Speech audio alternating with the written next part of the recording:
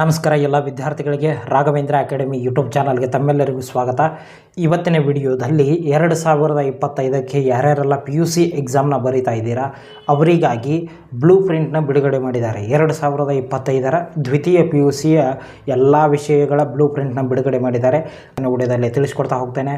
ಇದುವರೆಗೆ ನಮ್ಮ ಚಾನಲ್ನ ಯಾರು ಸಬ್ಸ್ಕ್ರೈಬ್ ಮಾಡಿಲ್ಲ ಪ್ಲೀಸ್ ಹೋಗಿ ಸಬ್ಸ್ಕ್ರೈಬ್ ಮಾಡಿಕೊಳ್ಳಿ. ಹಾಗೆ PUC ಹುಡುಗರಿಗಾಗಿ ವಾಟ್ಸಪ್ ಗ್ರೂಪ್ ಮಾಡಿದ್ದೀವಿ, ಅದರಲ್ಲಿ ಜಾಯ್ನ್ ಆದರೆ ನಿಮಗೆ PUCಗೆ ಸಂಬಂಧಪಟ್ಟಂತಹ ಇಂಗ್ಲೀಷ್ ಗ್ರಾಮರ್ ಕ್ಲಾಸ್ ಆಗಲಿ ಇನ್ನಿತರ ಯಾವುದೇ ನೋಟ್ಸ್ಗಳನ್ನು ಅದರಲ್ಲಿ ಹಾಕ್ತೀವಿ ಅಂತ ಹೇಳ್ತಾ ಬನ್ನಿ ಇವತ್ತಿನ ವಿಡಿಯೋನ ಶುರು ಮಾಡೋಣ.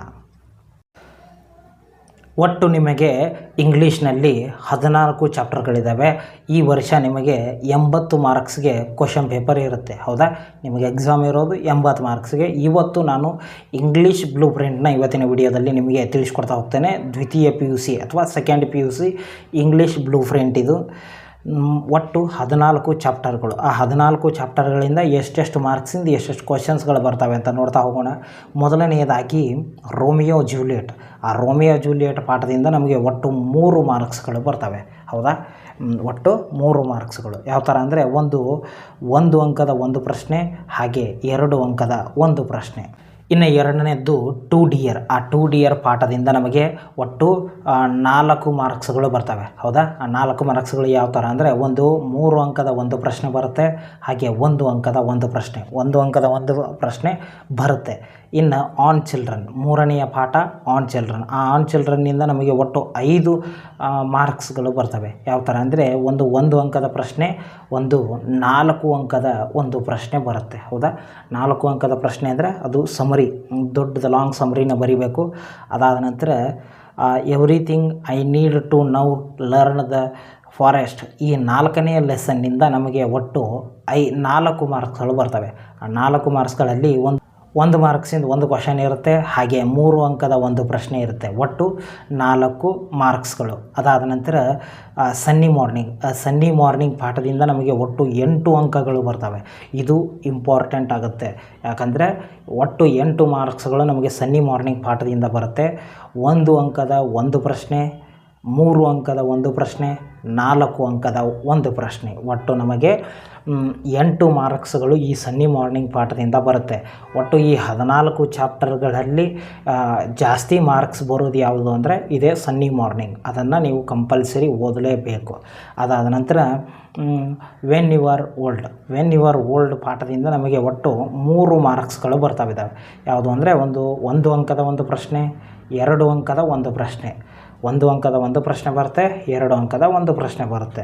ಅದಾದ ನಂತರ ದ ಗಾರ್ಡ್ನರ್ ಅದರಿಂದ ನಮಗೆ ಒಟ್ಟು 4 ಮಾರ್ಕ್ಸ್ಗಳು ಬರ್ತಾ ಇದ್ದಾವೆ. 4 ಅಂಕದ ಒಂದು ಪ್ರಶ್ನೆ ಅಷ್ಟೇ ಬರೋದು ಅದರಲ್ಲಿ.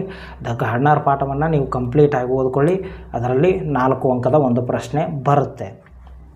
ಅದಾದ ನಂತರ to the foot from child ಅಂತ ಇದೆ ನೋಡಿ, ಇಟ್ಸ್ ಚೈಲ್ಡು. ಅದರಿಂದ 3 ಮಾರ್ಕ್ಸ್ಗೆ ನಮಗೆ ಬರ್ತವೆ. ಆ 3 ಮಾರ್ಕ್ಸ್ ಯಾವ್ಯಾವು ಅಂದರೆ 1 ಅಂಕದ ಒಂದು ಪ್ರಶ್ನೆ, 2 ಅಂಕದ ಒಂದು ಪ್ರಶ್ನೆ. ಇದು ಇಲ್ಲಿ ಕೊಟ್ಟಿದ್ದಾರೆ ನೋಡಿ, ಎಮ್ ಅಂತ ಕೊಟ್ಟಿದ್ದಾರೆ ಮತ್ತು ಇ ಅಂತ ಕೊಟ್ಟಿದ್ದಾರೆ. ಇದು ಏನು ಅಂದರೆ ಇ ಅಂದರೆ ಈಸಿ ಕ್ವಶನ್ಸು, ಎಮ್ ಅಂದರೆ ಮೀಡಿಯಮ್ ಕ್ವಶನ್ಸ್, ಅಂದರೆ ಟಫ್ ಇರಲ್ಲ, ಒಂದು ಸ್ವಲ್ಪ ಈಸಿ ಮೀಡಿಯಮ್ ಈ ಥರ ಕೊಟ್ಟಿರ್ತಾರೆ. ಇನ್ನು I believe books will never disappear ಈ ಪಾಠದಿಂದ ನಮಗೆ 9ನೇ ಪಾಠದಿಂದ 4 ಮಾರ್ಕ್ಸ್ಗಳು ಬರ್ತಾ ಇದ್ದಾವೆ. ಹೌದಾ, ಆ 4 ಮಾರ್ಕ್ಸ್ಗಳು ಯಾವ ಥರ ಅಂದರೆ 3 ಅಂಕದ ಒಂದು ಪ್ರಶ್ನೆ, ಹಾಗೆ 1 ಅಂಕದ ಒಂದು ಪ್ರಶ್ನೆ, 1 ಅಂಕದ ಒಂದು ಪ್ರಶ್ನೆ, 3 ಅಂಕದ ಒಂದು ಪ್ರಶ್ನೆ. Heaven if you are not here on earth ಅಂತ ಇದೆ ನೋಡಿ, 10ನೇ ಪಾಠದಿಂದ ನಮಗೆ ಒಟ್ಟು 4 ಮಾರ್ಕ್ಸ್ಗಳು. ಯಾವ ಥರ ಅಂದರೆ 4 ಅಂಕದ ಒಂದು ಪ್ರಶ್ನೆ ಬರುತ್ತೆ.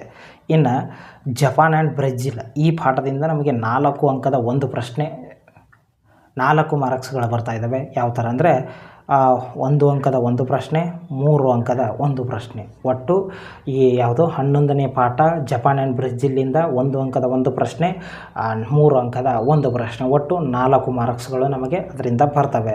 ಅದಾದ ನಂತರ ದ ವೋಟರ್ ಪಾಠದಿಂದ 6 ಅಂಕಗಳು ಬರ್ತಾ ಇದ್ದಾವೆ. ಮೊದಲನೆಯ ಪಾಠ ಇಂಪಾರ್ಟೆಂಟ್ ಟಾಪಿಕ್ ಯಾವುದು ಅಂದರೆ ಅದು ಸನ್ನಿ ಮಾರ್ನಿಂಗ್. ಅದಾದ ನಂತರ ಇಂಪಾರ್ಟೆಂಟ್ ಅಂದರೆ ವೋಟರ್, ಯಾಕಂದರೆ ಅದರಿಂದ 6 ಮಾರ್ಕ್ಸ್ಗಳು ಬರ್ತಾ ಇದ್ದಾವೆ. ಯಾವ ಥರ ಅಂದರೆ 2 ಅಂಕದ ಒಂದು ಪ್ರಶ್ನೆ ಬರುತ್ತೆ, ಹಾಗೆ 4 ಅಂಕದ ಒಂದು ಪ್ರಶ್ನೆ ಬರುತ್ತೆ. ಇವು ಎರಡು ಇಂಪಾರ್ಟೆಂಟ್, ಒಂದು ಸನ್ನಿ ಮಾರ್ನಿಂಗು ಹಾಗೆ ಈ ವೋಟರ್, ಇವು ಎರಡೂ ಪಾಠಗಳು ಇಂಪಾರ್ಟೆಂಟ್ ಆಗ್ತವೆ. ಯಾಕಂದರೆ ಅದರಲ್ಲಿ ಲಾಂಗ್ ಕ್ವಶನ್ಸ್ಗಳು ಬರ್ತವೆ. ಅದಾದ ನಂತರ ವೇರ್ ದೇರ್ ಈಸ್ ವಿಲ್, ಈ ಪಾಠದಿಂದ ನಮಗೆ 5 ಮಾರ್ಕ್ಸ್ಗಳು ಬರ್ತವೆ. ಯಾವ ಥರ ಅಂದರೆ ಒಂದು ಅಂಕದ ಪ್ರಶ್ನೆ, ಒಂದು 4 ಅಂಕದ ಪ್ರಶ್ನೆ. ಹೌದಾ? 4 ಅಂಕದ್ದು ಯಾವ್ಯಾವ ನೋಡ್ಕೋಬೇಕು ಅದ್ರ ಬಗ್ಗೆ ನಾನು ಆಲ್ರೆಡಿ ಒಂದು ವಿಡಿಯೋ ಮಾಡಿದ್ದೀನಿ ನೋಡಿ. ಅದೇ ಇಂಪಾರ್ಟೆಂಟ್ ಕ್ವಶನ್ಸ್ಗಳು, ಯಾವ ವರ್ಷನಾದರೂ ಅದು ಚೇಂಜ್ ಆಗೋಲ್ಲ. ಇಂಗ್ಲೀಷ್ನಲ್ಲಿ ಒಂದಿಷ್ಟು ಇಂಪಾರ್ಟೆಂಟ್ ಚಾಪ್ಟರ್ಗಳಿದ್ದಾವೆ, ಅವನ್ನಷ್ಟೇ ನೋಡ್ಕೊಳ್ಳಿ. ಇನ್ನು ಕೊನೆಯದಾಗಿ ವೋಟರ್ ಪಾಠದಿಂದ ನಮಗೆ 3 ಅಂಕದ ಒಂದು ಪ್ರಶ್ನೆ ಇರುತ್ತೆ, ಅದನ್ನು ನೋಡಿಕೊಳ್ಳಿ. ಹೌದಾ? ಅದು ಆಯಿತು. ಅದಾದ ನಂತರ ಗ್ರಾಮರ್ ಮೇಲೆ ನಮಗೆ ಆರ್ಟಿಕಲ್ಸ್ಗಳ ಮೇಲೆ ಕ್ವಶನ್ಸ್ ಕೇಳ್ತಾರೆ, ಜಂಬಲ್ ಸೆಂಟೆನ್ಸು ಹಾಗೆ ಸಬ್ಜೆಕ್ಟು ವರ್ಬ್ ಅಗ್ರಿಮೆಂಟ್ ಇದ್ರ ಮೇಲೆ ಕೇಳ್ತಾರೆ, ಟೆನ್ಸ್ಗಳ ಮೇಲೆ, ಹೀಗೆ ಫಾರ್ಮಿಂಗ್ ಕ್ವಶನ್ಸು, ಎರರ್ಸ್ ಮೇಲೆ, ಈ ಥರ passive verbs, reported speech, passage prose, passage poem, pronouns, linkers, note making, dialogue, job application, speech writing. ಒಟ್ಟು ನಿಮಗೆ ಗ್ರಾಮರ್ನಲ್ಲಿ ಸೆಕೆಂಡ್ PUC ಇಂಗ್ಲೀಷ್ ಗ್ರಾಮರ್ನಲ್ಲಿ ನಿಮಗೆ ಒಟ್ಟು 17 ಚಾಪ್ಟರ್ಗಳಿದ್ದಾವೆ. ಮೇಲ್ಗಡೆ ಚಾಪ್ಟರ್ ವೈಸ್ ಇದೆ ನೋಡಿ, ಅದು 40 ಮಾರ್ಕ್ಸು, ಇದು 40 ಮಾರ್ಕ್ಸು. ಒಟ್ಟು ನಿಮಗೆ 80 ಮಾರ್ಕ್ಸಿಗೆ ಎಕ್ಸಾಮ್ ಇರುತ್ತೆ. ಮೊದಲನೇದಾಗಿ ಲಾಸ್ಟಿಂದ ನೋಡ್ತಾ ಹೋಗೋಣ. ಸ್ಪೀಚ್ ರೈಟಿಂಗ್, ಇದರಿಂದ ನಮಗೆ 5 ಮಾರ್ಕ್ಸ್ಗಳು ಬರ್ತಾ ಇದ್ದಾವೆ. ಹೌದಾ? ಅದಾದ ನಂತರ ಜಾಬ್ ಅಪ್ಲಿಕೇಶನ್, ಇದ್ರ ಬಗ್ಗೆ ನಾನು ಆಲ್ರೆಡಿ ವಿಡಿಯೋ ಮಾಡಿದ್ದೀನಿ. ಹಾಗೆ ಡೈಲಾಗ್ ಬಗ್ಗೆ ಮಾಡಿದ್ದೀನಿ, ನೋಟ್ ಮೇಕಿಂಗು, ಲಿಂಕರ್ಸು ಹಾಗೆ ಪ್ರನೌನ್ಸು, ಇವ್ರ ಬಗ್ಗೆ ಎಲ್ಲ ನಾನು ವಿಡಿಯೋ ಮಾಡಿ ಹಾಕಿದ್ದೀನಿ. ಅವುಗಳನ್ನೆಲ್ಲ ನೋಡಿ. ಈ ಥರ ನಿಮ್ಮದು ದ್ವಿತೀಯ PUCಯ ಇಂಗ್ಲೀಷ್ ಬ್ಲೂ ಪ್ರಿಂಟ್ ಇರುತ್ತೆ. ಈ ವಿಡಿಯೋದ ಬಗ್ಗೆ ನಿಮಗೇನಾದ್ರು ಡೌಟ್ಸ್ ಇದ್ದರೆ ಕಮೆಂಟ್ ಮಾಡಿ. ಹಾಗೆ ಈ ವಿಡಿಯೋನ ಆದಷ್ಟು ನಿಮ್ಮ ಎಲ್ಲ ಸ್ನೇಹಿತರಿಗೆ ಶೇರ್ ಮಾಡಿ. ಧನ್ಯವಾದಗಳು.